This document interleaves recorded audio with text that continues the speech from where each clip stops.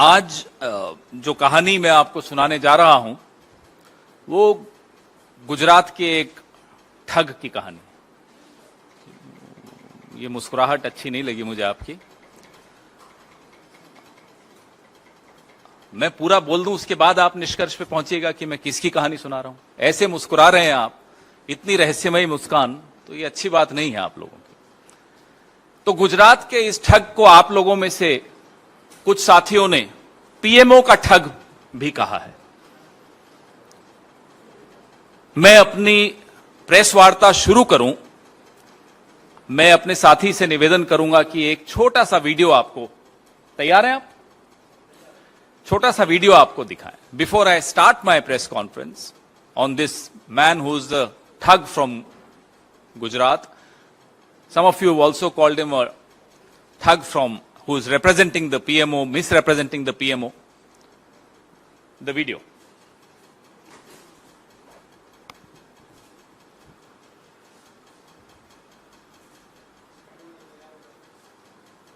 T-shirt पे पढ़िए क्या लिखा है.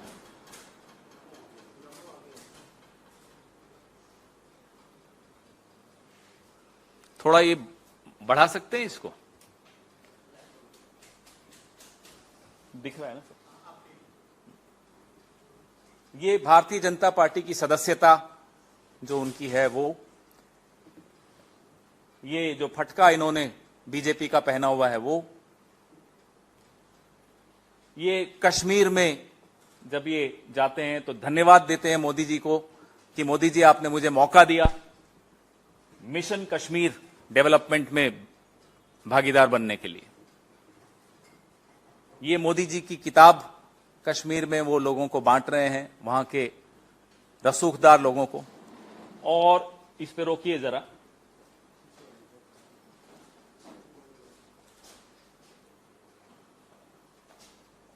गुजरात भाजपा के नेता माने जाते हैं. आगे बढ़ाइए, आगे.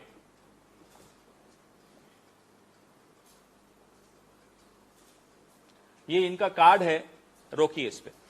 34 मीनाबाग फ्लैट्स, पता लगा लीजिएगा किसके नाम पर है. ये गेस्ट अकोमोडेशन है. कौन है 34 मीनाबाग? मैं तो पता लगा दिया. अब थोड़ा आप भी मेहनत करिए. सारी मेहनत मैं थोड़े करूंगा. और ये इन्होंने यहां रोकिएगा जरा. 34 मीनाबाग फ्लैट जो विजिटिंग कार्ड में है, तो आप पूछ सकते हैं कि ये विजिटिंग कार्ड तो जिनको वो देंगे सिर्फ उन्हीं को मालूम पड़ेगा.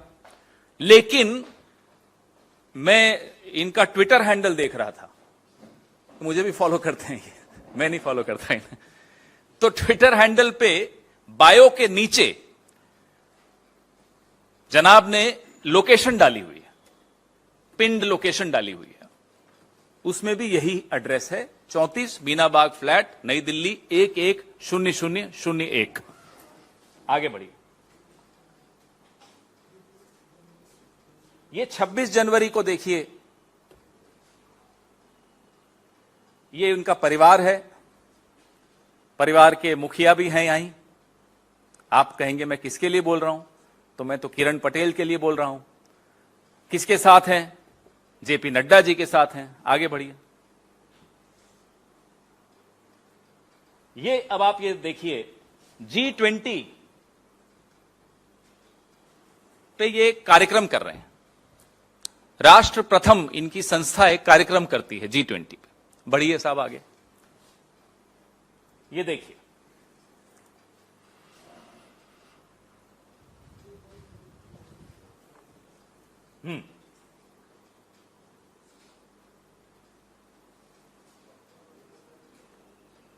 हो गया. ये पढ़िए आप.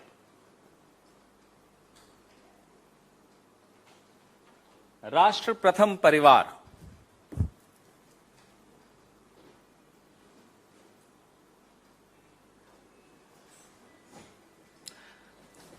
तो जब आप मुस्कुराए, मजाक और तंज में मैं कभी पीछे नहीं चूकता, लेकिन ये मामला बहुत गंभीर है. राष्ट्र की सुरक्षा की दृष्टि से बहुत गंभीर है, राष्ट्र के सर्वोच्च पद पर आसीन व्यक्ति के नाम का दुरुपयोग यूं इस तरह से हो, सरेआम हो, सार्वजनिक स्तर पर हो, लगातार हो रहा हो, उसको कोई रोक नहीं रहा हो, उसकी तरफ या तो ध्यान नहीं है या ध्यान है और फिर भी ध्यान नहीं है, बहुत गंभीर मामला है।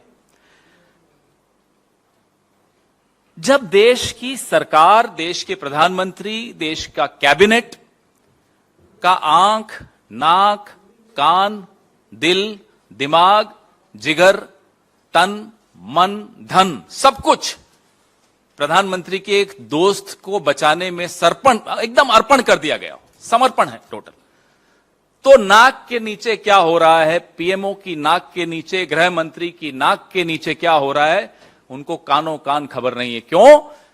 क्योंकि जनाब 18 घंटे जाग के अपने दोस्त को बचाने के लिए संघर्ष कर रहे हैं। 18 घंटे, वो तो 18 घंटे तो पिछले साल की बात है, सुना 20 घंटे हो गया। यह स्थिति है देश की सरकार की। यह जम्मू कश्मीर ऐसा संवेदनशील इलाका इस देश का, इस विश्व का, वहां एक हफ्ता नहीं, एक दिन नहीं, एक महीना नहीं, 5 महीने से लगातार एक आदमी सुरक्षा बलों के साथ धोखाधड़ी कर रहा हो और जनाब को खबर ही नहीं है, साहिब को।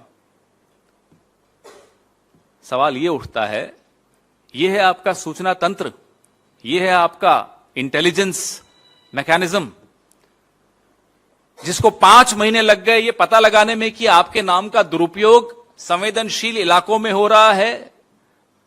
ये भाई साहब जो हैं Z+ सिक्योरिटी लेकर कश्मीर में घूम रहे हैं, प्रधानमंत्री के कार्यालय का कार्ड छपवा कर कश्मीर में घूम रहे हैं, आईएएस अधिकारियों को हुड़की दे रहे हैं, लोगों की ट्रांसफर पोस्टिंग्स की बातें कर रहे हैं, और ऐसे संवेदनशील इलाकों में जाते हैं जहां सिविलियंस का जाना अलाउड नहीं है, सिविलियंस को वहां नहीं जाने दिया जाता। मैं और आप नहीं जा सकते, आप तो प्रेस कार्ड है तो भी नहीं जा सकते अनुमति के बगैर। उरी के जो हमारे जो पीओके के साथ जो एक लिंक करता है पुल, उस पुल तक पहुंच गए साहब। 5 स्टार होटल ललित, अभी आप लोग सब आए थे कश्मीर में तो आपने देखा था ललित कहां है। एकदम सुरक्षा की दृष्टि से बहुत ही संवेदनशील इलाके में यह होटल है जहां इनको ठहराया जाता है। वेरीफाइड ट्विटर हैंडल तो चलो आजकल मिल ही जाता है, उससे वो लगातार वीडियो डाल रहे हैं, अपने फोटो डाल रहे हैं, सिक्योरिटी जो उनको मिली हुई है उसकी फोटो डाल रहे हैं, लेकिन साहब को खबर ही नहीं है। साहब तो बिजी हैं, साहब किसी और को बचाने में बिजी हैं, देश को थोड़ी बचाना है उन्हें। सवाल मैं उठाऊं उससे पहले मैं आपको यह बता दूं कि Z+ सिक्योरिटी होती क्या है। आप जानते हैं, फिर भी मैं आपको बताना चाहता हूं Z+ सिक्योरिटी का अर्थ क्या है। 55 लोग आपको मिलते हैं Z+ सिक्योरिटी में, 55। इसमें से 10 NSG कमांडो होते हैं, यह आपकी जानकारी के लिए बता दूं। 10 आर्म्ड स्टैटिक गार्ड्स होते हैं, 6 PSOs राउंड द क्लॉक मिलते हैं, 24 सिपाही मिलते हैं, 2 एस्कॉर्ट्स राउंड द क्लॉक जो गाड़ी आगे चलती, 5 वॉचर्स जो निगरानी रखने के लिए 2 शिफ्ट्स में 5 मिलते हैं, 1 इंस्पेक्टर या सब इंस्पेक्टर, 6 फ्रिस्किंग और स्क्रीनिंग पर्सनल, जो कोई भी मिलने जाएगा इस भाई साहब से, इनसे जो कि अपने आप को पीएमओ का बताते हैं, उनकी फ्रिस्किंग करेगा कि कहीं वो वेपन तो नहीं ले जा रहे या कोई ऐसा हथियार तो नहीं ले जा रहे। 6 round the clock trained drivers, 5 bullet proof vehicles, 5 bullet proof vehicles. इन सब का मंथली खर्चा अगर हम निकालें तो लगभग 33 लाख। और ये Z+ सिक्योरिटी आज की तारीख में इस देश के 40 लोगों को मिली हुई। ये महत्वपूर्ण तथ्य हैं जो आप सबको जानने चाहिए। आपको मालूम है कि किस किस से इन्होंने सिक्योरिटी वापस ले ली थी। हमारे कांग्रेस के भी कई नेता थे, उनसे Z+ वापस ले ली। कि साहब आपको जरूरत नहीं है। अब हमें समझ में आ रहा है जरूरत किसको है, क्यों ली वापस। मान लेते हैं 1 मिनट के लिए, हालांकि ये गलत है, इस आदमी ने धोखाधड़ी की है, लेकिन चलो 1 मिनट के लिए मान लेते हैं कि ये वाकई पीएमओ का था, मान लेते हैं हाइपोथेटिकली।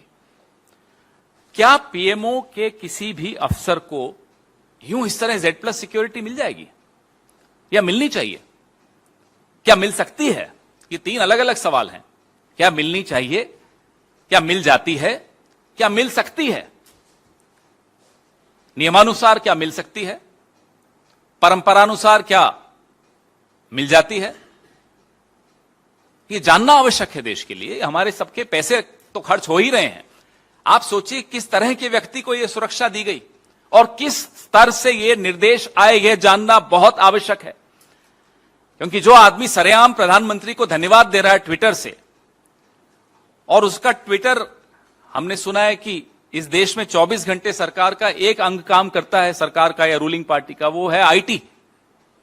तो वो तो निगरानी रखते ही होंगे कि कौन प्रधानमंत्री के नाम से क्या कर रहा है। रखते क्या होंगे, रखते हैं। उन्हें नहीं मालूम पड़ा क्या हो रहा है, और अगर मालूम पड़ा तो क्या 5 महीने तक किया उन्होंने, बताएं जरा। Z+ सिक्योरिटी बिना दिल्ली से कोई कम्युनिकेशन गए कैसे मिली? सरकार वहां किसकी है, वहां किसका शासन चलता है? क्या वह गृह मंत्रालय से सीधे सीधे संबंधित शासन है या नहीं है? तो सबको मालूम है। फिर भी किसी को Z+ सिक्योरिटी मिल रही है तो या तो गृह मंत्री जी की नजर है ही नहीं, जो हो रहा है होने दीजिए, हमारा तो एक ही काम है बार बार साबित करना कि हम चाणक्य हैं। सरकार में क्या हो रहा है, गृह मंत्रालय में क्या हो रहा है, कश्मीर में क्या हो रहा है, हमें कोई मतलब नहीं। हो सकता है इनका यही रवैया हो। अब ये व्यक्ति जब पकड़ा गया तो इनके वकील क्या कहते हैं कि भाई इनके साथ 2 लोग और थे जिन्हें छोड़ दिया गया। कौन थे भाई ये 2 लोग, और छोड़ कैसे दिया गया? प्रधानमंत्री के नाम का दुरुपयोग हो रहा है, आपने छोड़ दिया। ये चल क्या रहा है? माफ कीजिएगा, ये कौन से टूल किट का हिस्सा है? ये सवाल पूछने की अब हमारी बारी है। 2019 की 14 फरवरी हम भूले नहीं हैं। पुलवामा में RDX कैसे पहुंचा, यह सवाल का जवाब आज तक हमें मिला नहीं है। 40 जवान शहीद हुए, उनकी शहादत को हम यूं भूल नहीं पाएंगे। उसी कश्मीर में ठीक 5 साल बाद, ठीक चुनाव से पहले ये क्या हो रहा है? फिर पूछता हूं, ये कौन से टूल किट का हिस्सा है? हम नहीं भूले हैं कि किस तरह से DSP देविंदर सिंह आतंकवादियों को लेकर जा रहे थे। उन्हें जब रोका जम्मू कश्मीर की पुलिस ने तो उन्होंने क्या शब्द इस्तेमाल किए थे? गेम मत बिगाड़ो। यह किसका गेम था? कौन इस गेम का डायरेक्टर था? क्यों DSP देविंदर सिंह को जाने दिया गया? क्यों नहीं उसके खिलाफ जांच हुई? यह देश जानना चाहता है। पुलवामा, DSP देविंदर सिंह और अब ये ठग जो अपने आप को पीएमओ कहो। मैं ठग तो बहुत हल्की भाषा में बोल रहा हूं, बहुत कम माइल्ड वे में इसको बोल रहा हूं। यह राष्ट्रीय सुरक्षा के साथ खिलवाड़ किसकी अनुमति से, किसकी निर्देशन से हो रहा था? क्या यह भी कोई गेम बिगड़ गया? जैसा कि DSP देविंदर सिंह ने डांटते हुए जम्मू कश्मीर की पुलिस के DIG को बोला था कि अरे क्यों गेम बिगाड़ रहे हो? क्या गेम था?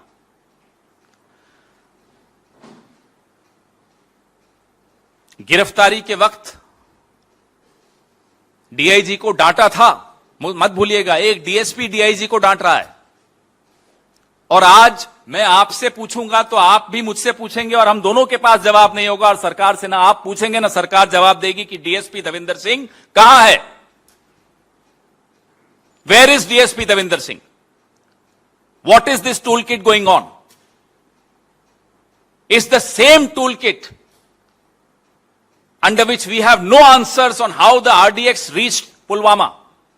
We lost 40 of our brave hearts. How can we forget that?